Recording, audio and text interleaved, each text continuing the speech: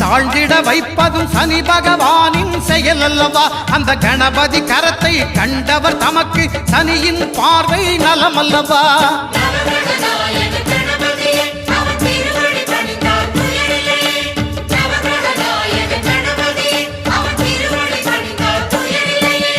ஒன்பது கோளும் ஒன்றாய் காண அங்கு கற்பகம் என்னும் கடவுளின் மெய்யில்